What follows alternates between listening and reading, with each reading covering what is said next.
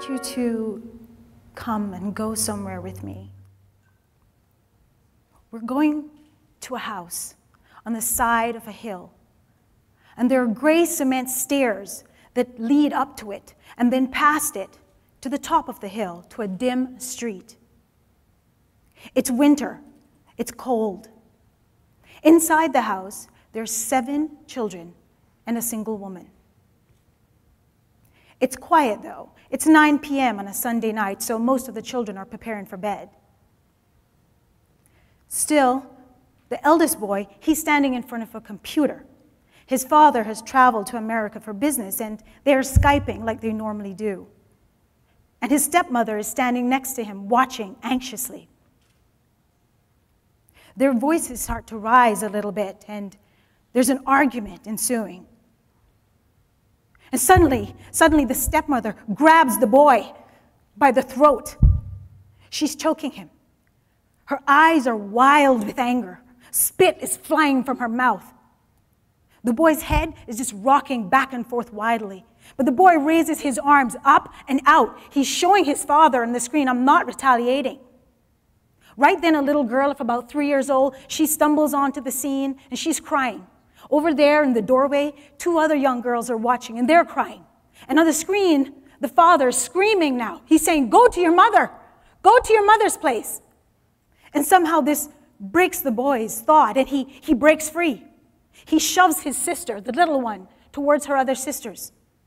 Go to your room and lock the door, he says. And then he himself runs to his own room and he tries to slam the door, but the stepmother, she's right there. And she pushes it open and she grabs him again by the neck and she's squeezing and she says, I hate you all. I hate you. Get out of here. And right then, the boy, his blood boils, his soul rises, and finally, his legend speaks. No, he pushes her. This is my house. She's stunned. She's stunned by this unusual retaliation. Her eyes are wide, her mouth is ajar. Okay, then I'm leaving, she says. She runs to the room and grabs a little baby there. It's her baby. She grabs the baby and she bolts out into the cold night.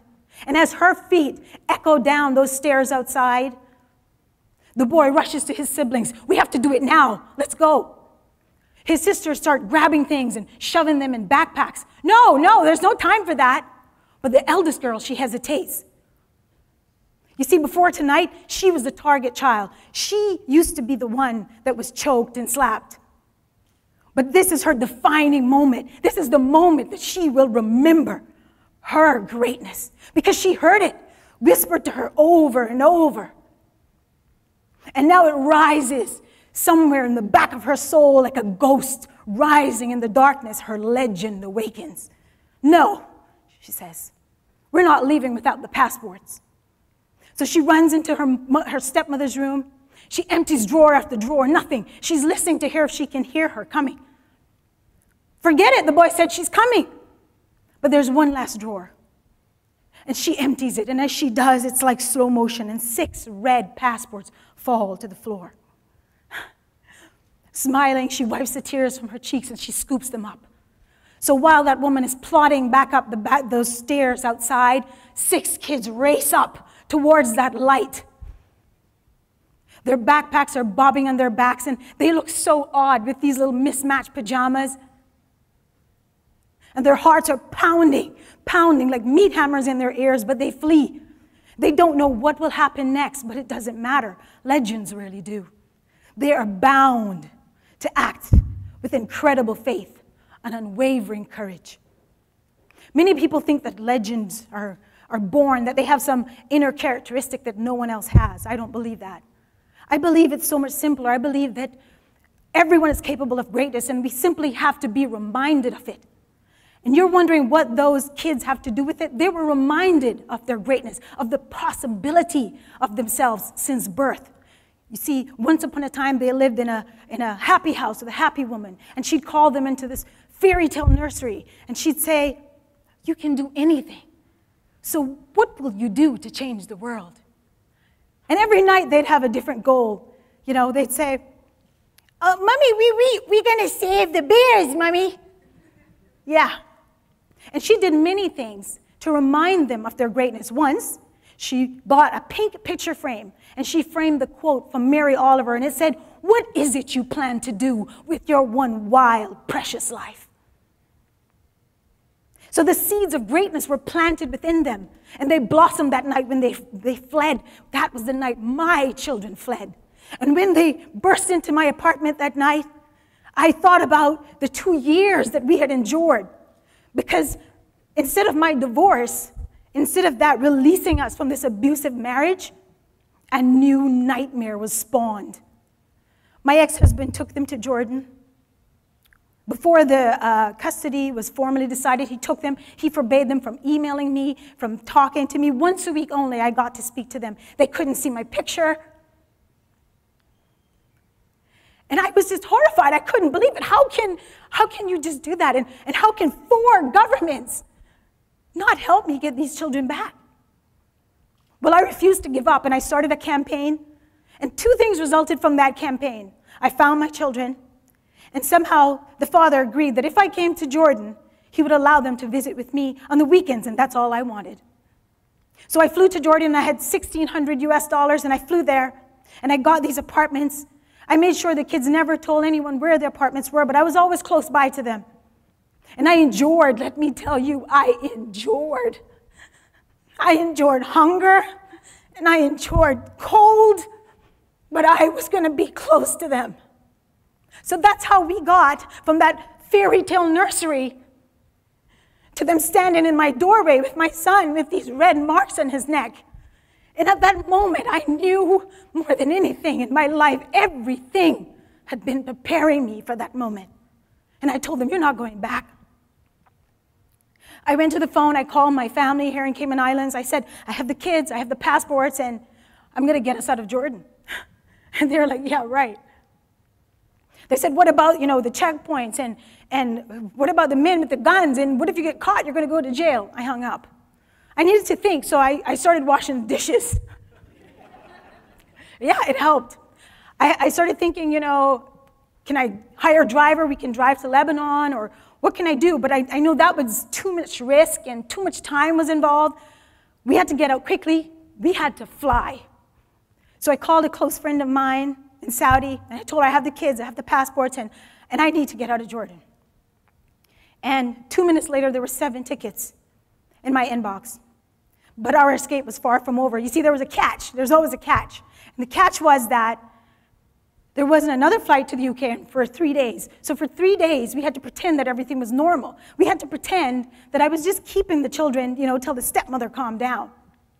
And it was such an odd kind of normal because, they went to school like normal and they couldn't tell anyone what was happening. And while the kids are over there playing, soccer, my son is over here arranging for a driver to take us secretly to the airport. And that's how we got to the night before, D-Day I called it, departure day. And the night before, we were all sleeping on my apartment floor, huddled around the one little heater that I had, and I just cried the entire night. I cried because tomorrow was either going to be the first day of the rest of our lives, or it would be possibly my last day free with my kids.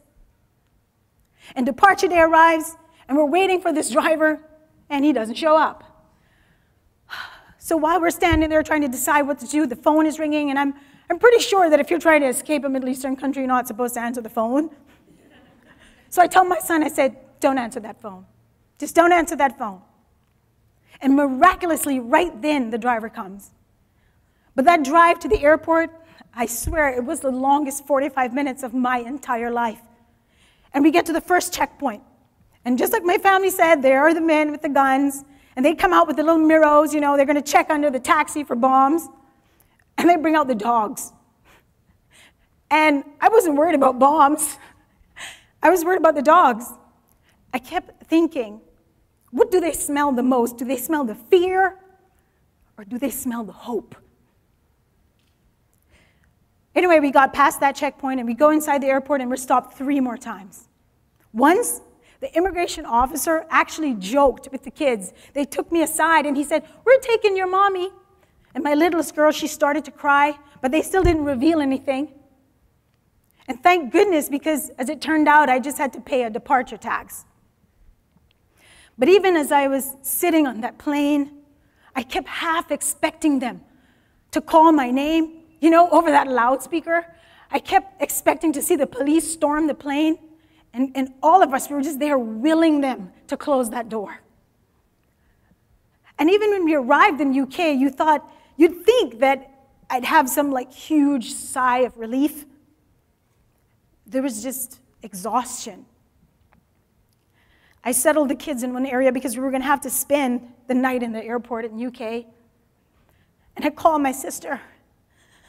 And I said, I'm in the UK, and I have the kids. And I could hear cheering in the background. And she sent us tickets for the first flight home. But the most amazing thing was that when we arrived the next day, January 19th, 2011, 6 of us safe, doing the impossible. And after the flurry of all the people at the airport and at my sister's house, I went into the room, and I'm going through one of those backpacks. And there, in between 2 shirts, is this pink frame. I couldn't believe it. Of all the things my daughter grabbed that night, she grabbed those passports, and she grabbed that frame that I had given her 5 years before. There was no doubt for me that had we wavered in our conviction, had we wavered in our belief that we were capable of greatness, we would never have accomplished what everyone said was impossible. And when I think about my children enduring 2 years of lies and neglect and abuse, and still they embodied that message that I had taught them, and they used it. They used it to reclaim their lives. And now today I am your messenger. I want you to know that you are all capable of greatness. You see, greatness is not something reserved for some chosen few. All of you are capable of things beyond your imagination. Regardless of the fears and doubts that gnaw at your very essence, above all things, be courageous. Accept your greatness. Unleash your legend and make your life epic. Thank you.